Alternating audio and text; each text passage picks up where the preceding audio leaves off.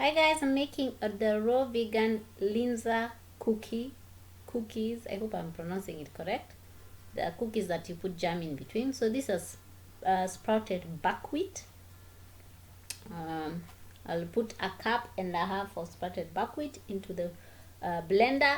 But if you have a food processor, this will also work because you'll see it kind of gave me a little difficulty. So I'd rather use a food processor. If I were you, I'd use a food processor, so it makes the work much easier. So it's just a cup and a half of buckwheat,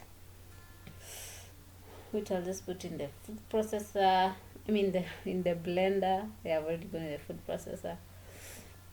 So this is the recipe I got from a website by the raw chef, so it is not originally mine. So sometimes I say it, sometimes I don't.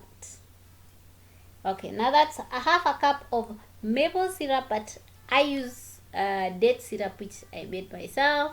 If any of you are interested in that, that's well and good. I'm just trying to show you the maple syrup here, but it'll focus nicely and show you. Yeah, there you go. I'll put it all in the blender. Then the next ingredient is going to be ground almonds. That's just almonds. You grind them up in the food in a grinder, or you can do it in your blender. But if you want to make them more white, the cookies more white, remove the skin, because my ground up almonds have the skin on it. If you want the cookie to be more white, make sure you remove the brown part and they have to be dry, obviously. So you'll have soaked them, remove the skin, dry them again, and put them in the blender. Then we're going to have 2 pinches of salt, or to your taste. Me, I put 2. Then we're going to put 2 tablespoons of water. Remember, I made a recipe on buckwheat, so how to sprout buckwheat, you can check it out.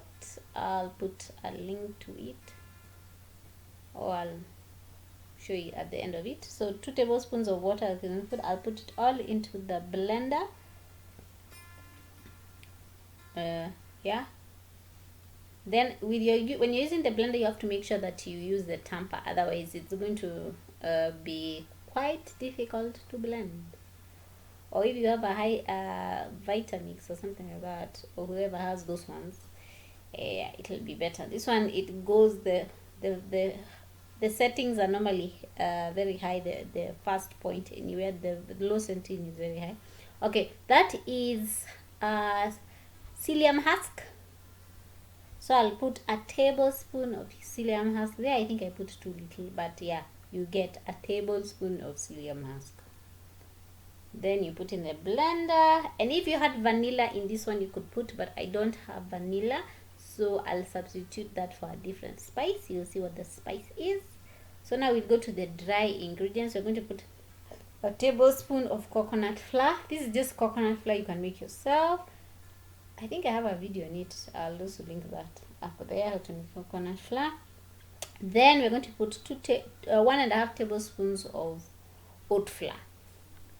But as you keep blending the dough, I think it will end up being more of the of the oat flour. So that's, you just buy oat flour, you blend it up, or you put it in a blender and blend it up into powder. That's it. That's how you get oat flour, or you buy oat flour basically.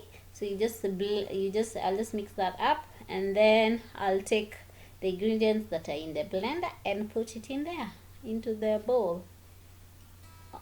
Okay, now since I didn't have vanilla, I've decided to put nutmeg. I'll put half the nutmeg. If you have a whole nutmeg, you take half of it, or you can take half a teaspoon of nutmeg powder if you have that. But if you buy the powder, the flavor is not as nice and strong, so it's better you just buy the whole nutmeg and just grate it up in a grater, the smallest part of it, if that makes sense. So that's it. So nutmeg I put, so I'm going to put the wet ingredients into the dry ingredients, just like in normal cooking of food basically. So yeah, I'll just put that. That's how it looks. I think mine, it became way too wet because my buckwheat was actually wet. If I would make it again, I think I'd make it when it's dry. Just sprouted buckwheat dry. It'll be easier for me next time.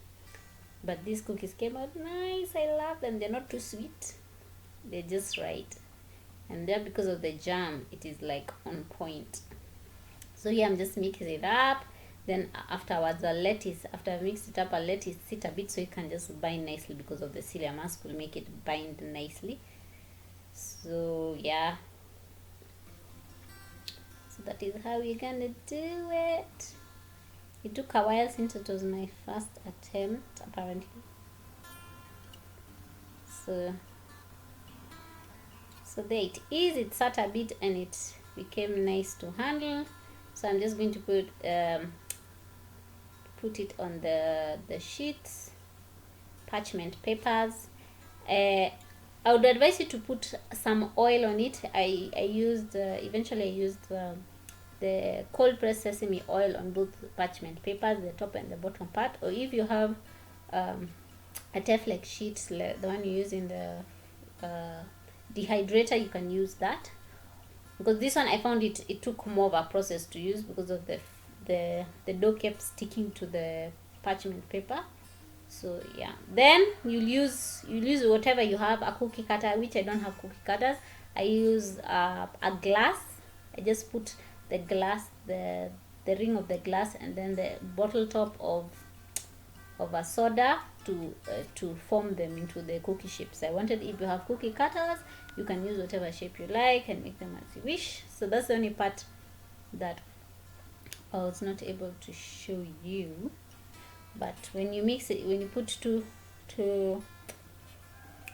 parchment papers, that's what you use. You put oil. Oil is better because it slides and you're able to slide off the parchment papers. So you roll it up. I think it's like half an inch thick or whatever thickness you want your cookies to be. So that's how I did mine. And then you'll form them into the shape you want, and I'll show you as I'm putting the jam. I have, maybe I'm going too ahead. I'm ahead of myself, yes. So as you can see, it sticks. That's what I was talking about. But if you put oil, it's much better. Obviously you're going to use good quality oil, don't use scrap. So I put, that is just oat flour. I'm not using wheat flour or anything. I'm using oat flour. It's the same oat flour I've used in the recipe. I'm just using that. So as you can see, it's sticky. So you'll take them, either the cookie cutter, dip them in water and make the shapes you want. And if you want to make it into the middle shape where it looks like a donut, you'll use the cover of the bottle top of a soda, that small one. Then you also dip it in water and it'll put the shape. So here there are some have shape, some have the hole, some don't. So all I did is just put the jam. And the jam, I have the recipe for the jam. I'll put it up above or below, whichever works. And yeah, then I'll just putting the jam, and make sure you dehydrate them overnight, 6 to 8 hours, until they're nice and hard as you'd like. You want them soft, make them soft, and they're delicious. So that is how they came out. They were delicious, especially incorporating plus the jam made them even sweeter. The jam is the easiest thing to make. So that is it. There you go, guys. Thanks for watching. Subscribe if you haven't, and see you in the next video. Bye.